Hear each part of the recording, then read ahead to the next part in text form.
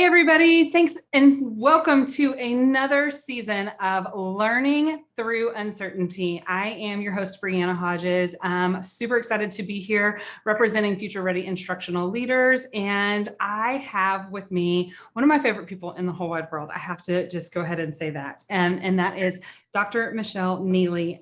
She is an administrator from here in the great state of Texas, but I'm going to toss it over to you, Michelle, and ask you to tell us a little bit about yourself and who you serve.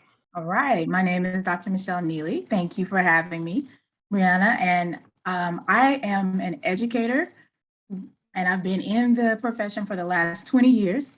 I'm also very proudly married to an educator who's also been in the profession for over 15 years. And we have 3 children who are, I can't always say they like education, but they're in the educational setting as well.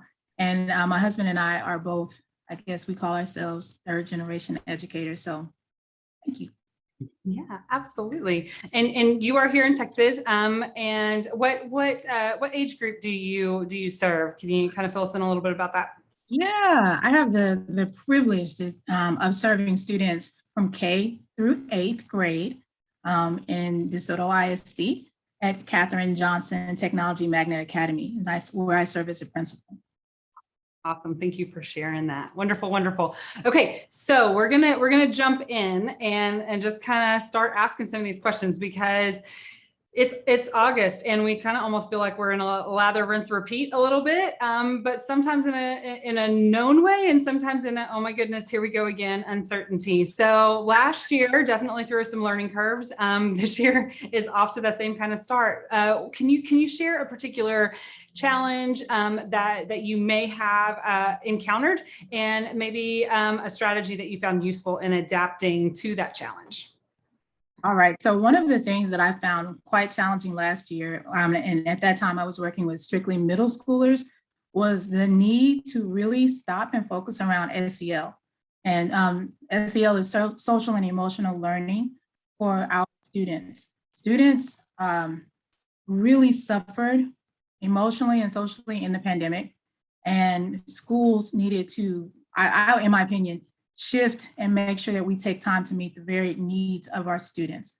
And so some of the strategies that we've implemented in doing so are morning meetings or working some extra time into the class periods to address social and emotional needs. And lastly, one of the things that I think the middle school format actually lends itself to is advisory period, and having an advisory period time that really focuses around the SEL needs of students and not just helping them function through the school.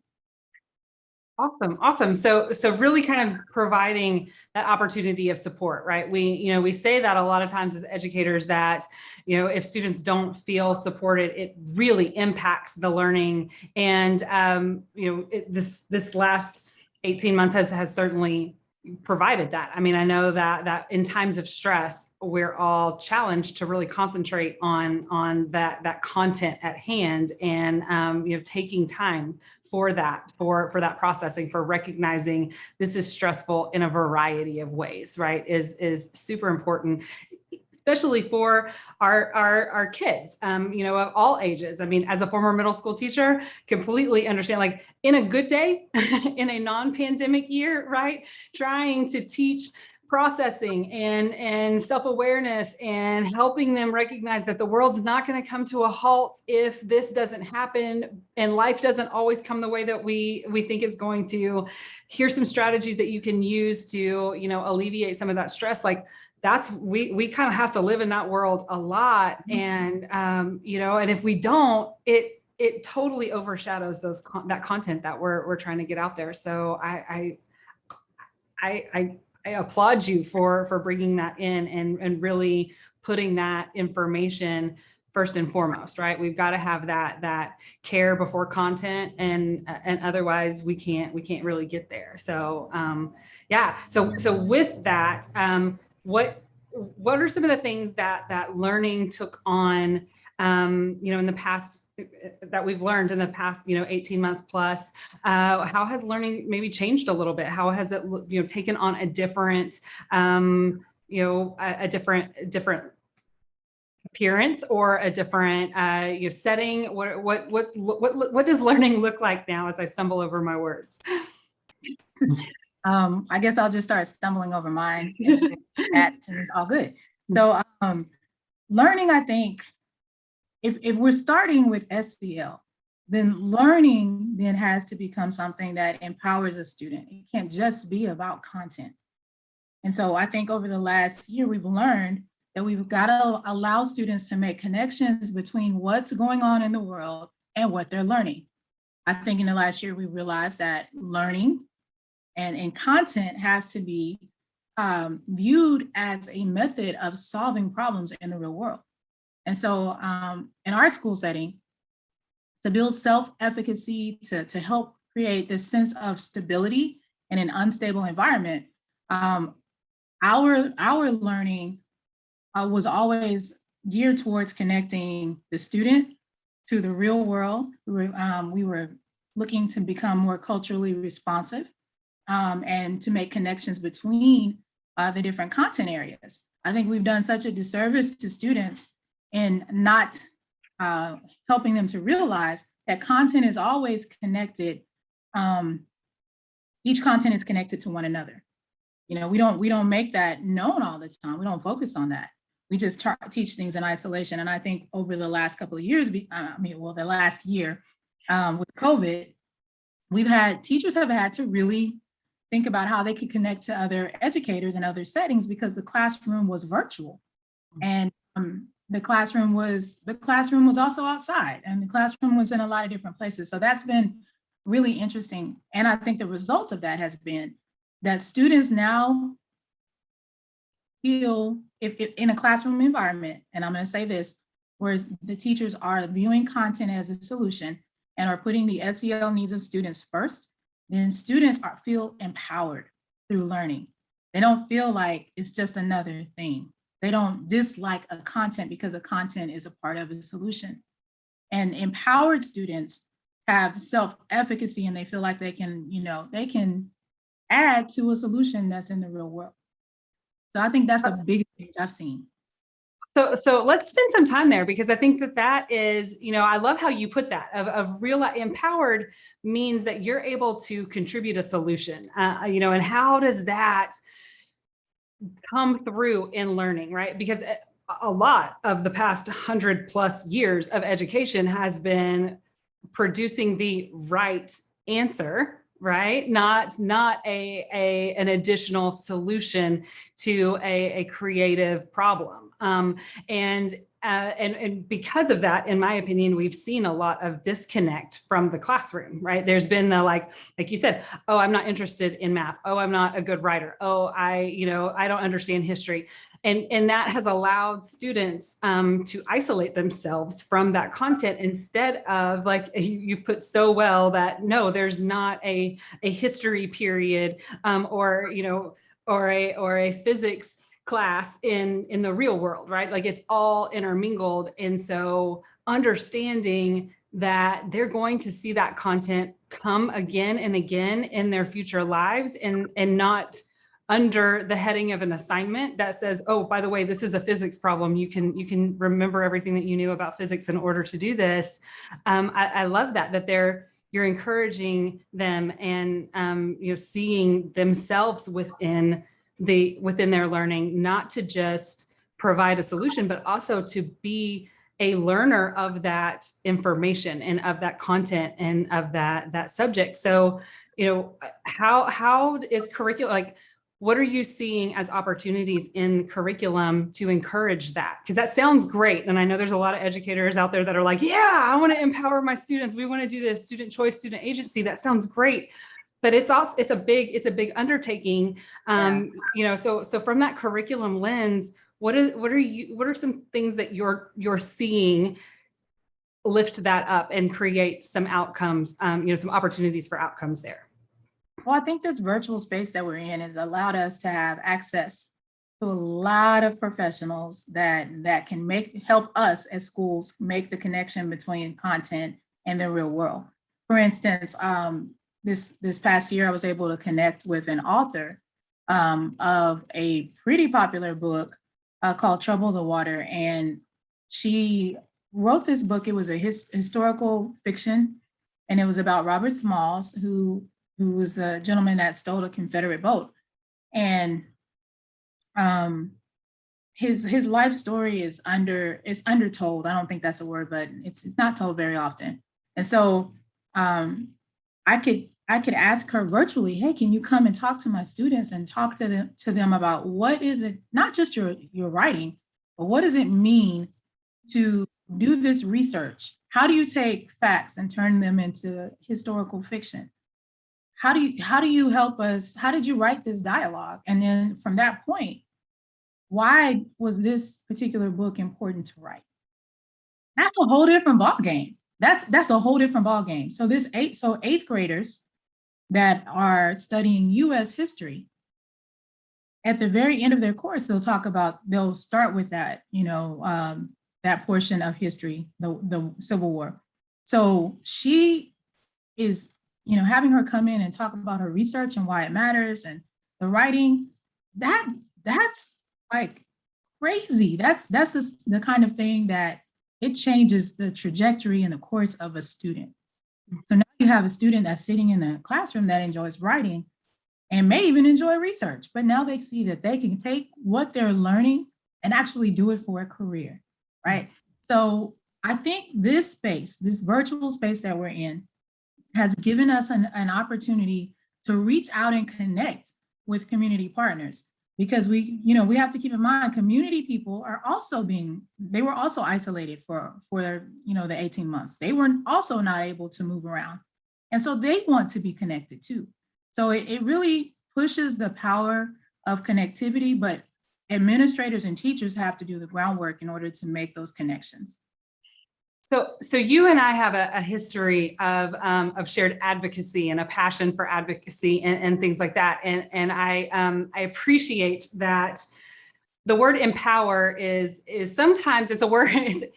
I say this a lot. It's a Princess Bride word, right? Like we say that word, but sometimes we don't really know what we mean by that word. And when you were talking about having the story of Trouble in the Water come into your students' class or into that learning environment, the word that kept coming up in my mind over and over again, in addition to empower, was that validation, right? That validation that learning is important, that learning is useful, and to that student, right? And again, like, I love that you said eighth graders. Eighth graders were the first group of students that I taught, and I have a special place in my heart for eighth graders.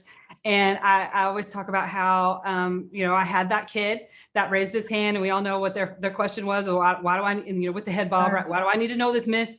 And when you don't respond with a way that validates learning for them, they disconnect completely. But like you said, they may not know that they have an interest in research, but they do, because anything that they have an interest in, they're going to dig until they find it, right? Like they're going to YouTube that sucker. They're going to come up with a video. They're going to ask all their friends. They're creating so many avenues for research to get to it when they have a specificity of interest in that content. And so I love that you've validated their learning, not just the process, but the rationale and the reason behind learning.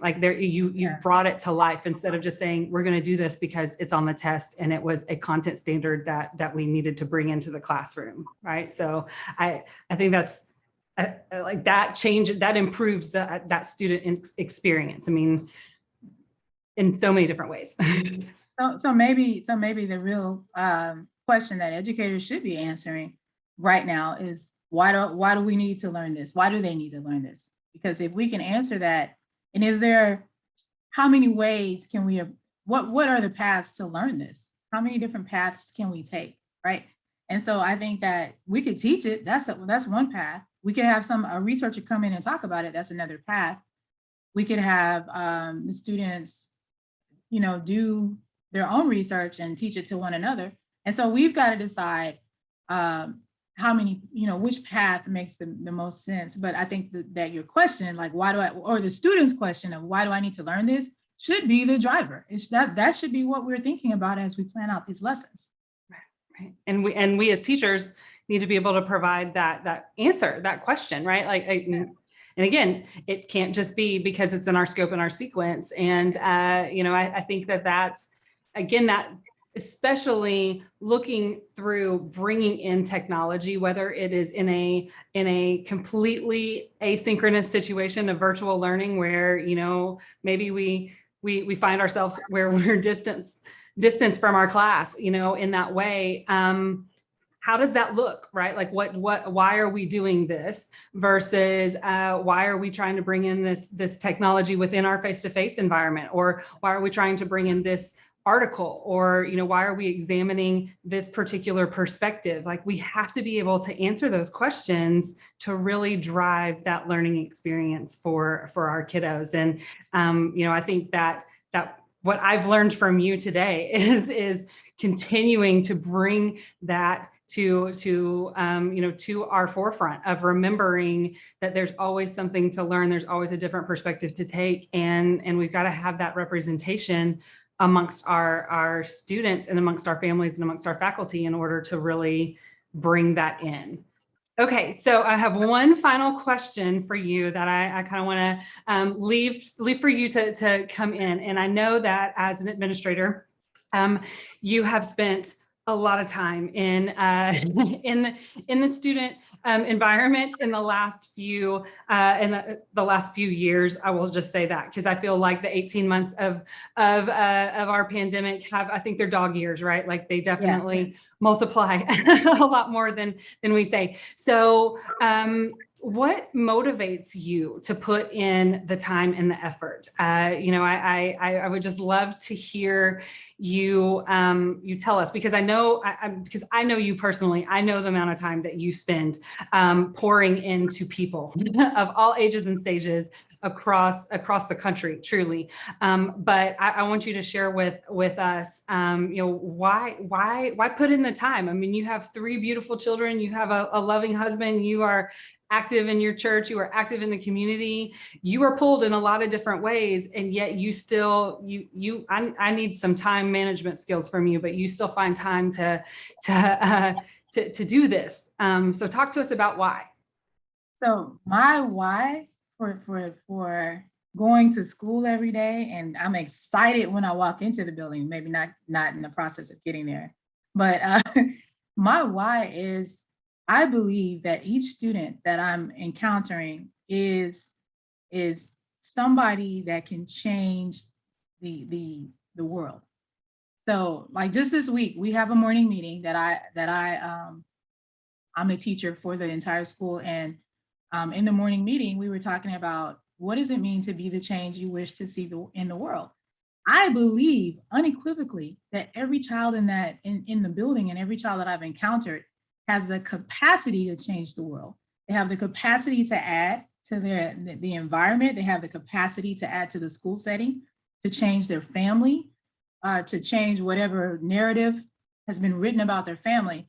And maybe it's a little Pollyanna, but I believe that the school environment should nurture that. It should be a place where they come in and they feel like they can flex and stretch and develop a muscle all at the same time. So my desire, for that supersedes how I feel. It supersedes whatever is going on in the environment. I don't care about what's going on in society to the point of, that I'm going to focus on that more than I'm going to focus on the child, right? Because I just believe that kids have, they change.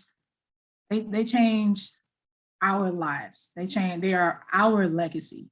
Your children are my legacy. My children are your legacy. And I think that's how I think.